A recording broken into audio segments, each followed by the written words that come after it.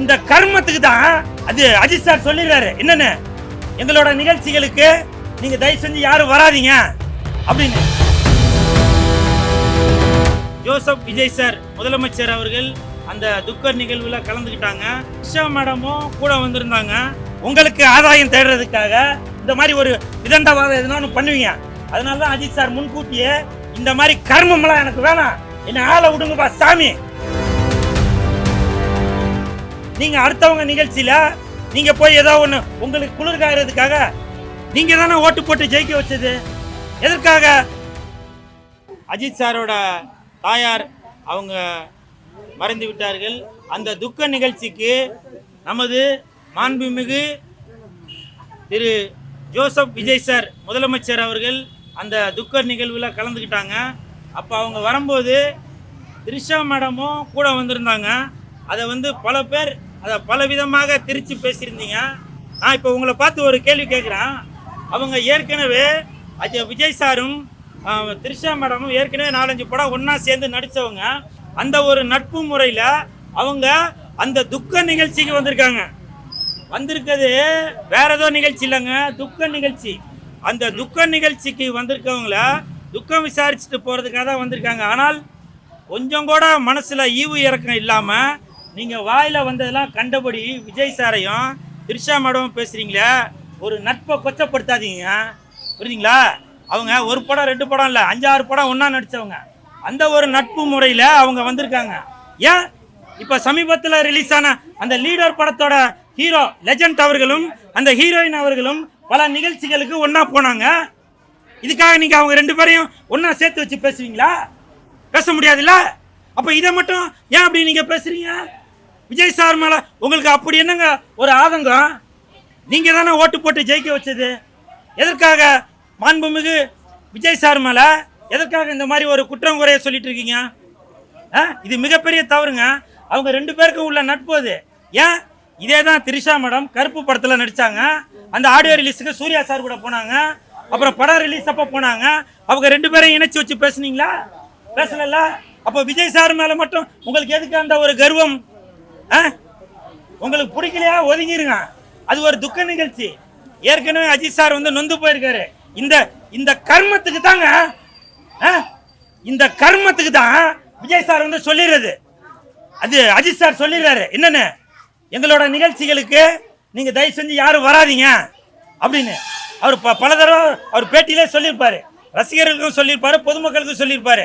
என்னுடைய அம்மா இறந்துட்டாங்க, அந்த துக்க நிகழ்வுக்கு தயவு செஞ்சு யாரும் நீங்க வர வேண்டாம், நான் ஃபோன் பண்ணா கூட எடுக்க முடியாத சூழ்நிலை அப்படின்னு சொல்லுவார். ஏன் இந்த மாதிரி துக்க நிகழ்வுகளில் கூட உங்களுக்கு ஆதாயம் தேடுறதுக்காக எதனா ஒரு இந்த மாதிரி ஒரு விதண்டாவாதம் எதனா பண்ணுவீங்க.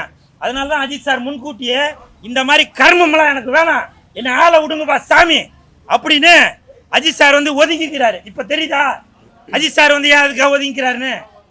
நீங்கள் அடுத்தவங்க நிகழ்ச்சியில் நீங்கள் போய் ஏதோ ஒன்று உங்களுக்கு குளிர்காயறதுக்காக விஜய் சாரையும் திரிஷா அவர்களையும் ஒன்று சேர்த்து இப்போ அவங்களுடைய ஆத்மா எப்படி சாந்தி அடையும் சொல்லுங்க? அதனால தாங்க அஜித் சார் இவ்வளோ ரொம்ப ஸ்ட்ரிக்டாக இருக்கிறது. தயவு செஞ்சு எல்லாரும் புரிஞ்சுக்குங்க. ஸ்கூல் திறக்கிறதுக்கு முன்னாடியே நம்ம அந்த பேகு அதுக்கு தேவையான உபகரணங்கள் எல்லாமே கொடுத்தோம்னாக்கா அவங்க ஸ்கூலுக்கு போகிறதுக்கு அது ஒரு யூஸ்ஃபுல்லாக இருக்கும். அது மட்டும் இல்லை, இன்னைக்கு ஏழை எளிய மாணவர்கள் அடுத்தவங்களை பார்த்து அடடா நமக்கு இந்த மாதிரி ஒரு பேக் இல்லையே, நமக்கு இந்த மாதிரி ஒரு பென்சில் பேனா இல்லையேன்னு சொல்லி இயங்கக்கூடாது அப்படின்ற ஒரு நோக்கத்தில் புரட்சி தலைவர் பாதையில் வரும் புரட்சி நாயகனாக இருக்கும் லெஜண்ட் மாணவ மாணவிகளோட நலன் கருதி ஸ்கூல் இப்போ வெயில் ஜாஸ்தியாக இருக்குது, அதனால் கொஞ்சம் தள்ளி போடும் அப்படின்ட்டு ஒரு வாரம் தள்ளி வைத்து நாளை ஜூன் 4ஆம் தேதி திறக்கிறார். அதனால் மாணவ மாணவிகள் மீது அக்கறை கொண்டுள்ள கல்வித்துறை அமைச்சர் ராஜ்மோகன் சாருக்கு இந்த நேரத்தில் லெஜண்ட் ரசிகர் மன்றம் சார்பாக எங்களது மனமார்ந்த நன்றிகளையும் வாழ்த்துக்களையும் தெரிவித்துக் கொள்கிறேன். அது மட்டும் இல்ல, அது மட்டும் இல்ல, பொதுவாகவே இந்த ஸ்கூல் பசங்களுக்கு உதவி செய்கிறது அப்படின்னு பார்த்தாக்க எல்லாரும் பேகு நோட் புக்கு அந்த மாதிரி தான் கொடுப்பாங்க. ஆனால் லெஜண்ட் அவர்கள் அவர்களுடைய பாதம் நோகக்கூடாது என்பதற்காக ஸ்கூல் ஷூ கொடுத்துருக்காரு. அதே மாதிரி தலையில் கட்டுற ரிப்பன் அது பார்த்தீங்கன்னாக்கா 2 கலர் போடுவாங்க, கருப்பு கலரும் போடுவாங்க, வெள்ளை கலரும் போடுவாங்க. அந்த 2 ரிப்பனுமே கொடுத்துருக்காங்க. அப்போ பாருங்கள், மாணவ மாணவிகள் மீது லெஜண்ட் அவர்கள் எவ்வளவு ஒரு அக்கறை கொண்டுள்ளார் என்பதற்கு இதுவே ஒரு சான்று. இப்பவும் சொல்றோம்,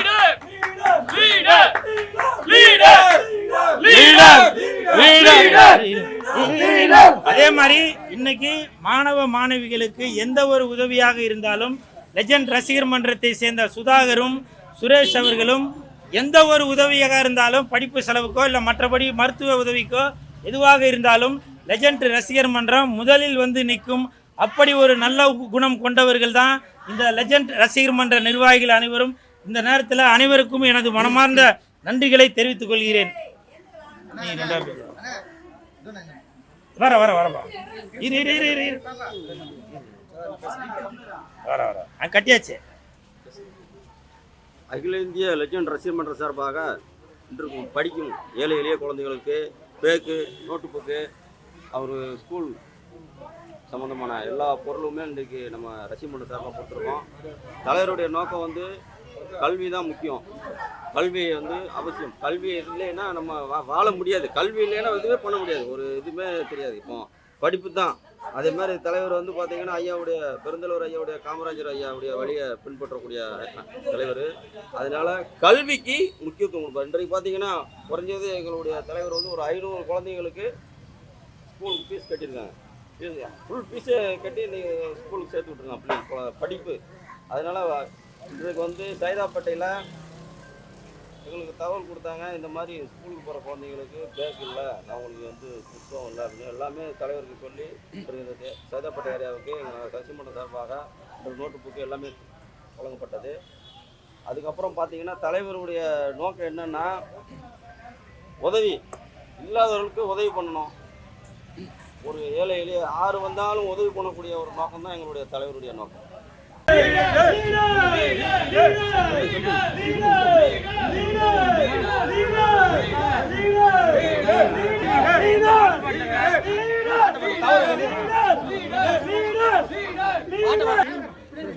எங்க வாட்டு பாட்டில் கூட பேனா பென்சில் கூட கொடுப்பா கொடுப்பா. பாப்பா நல்லா படிக்கணும் சரியா? உங்களை வந்து இந்த பாப்பா தான் சொல்றேன். இந்த பாப்பா படிச்சுட்டு இருக்கு. இந்த பாப்பா இன்னொரு 10 வருஷத்துல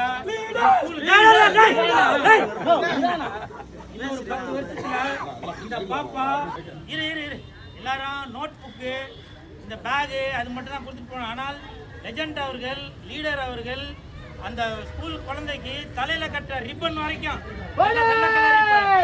வெள்ளை கலர் ரிப்பரு, கருப்பு கலர் ரிப்பரு எல்லாமே கொடுக்குறாங்க.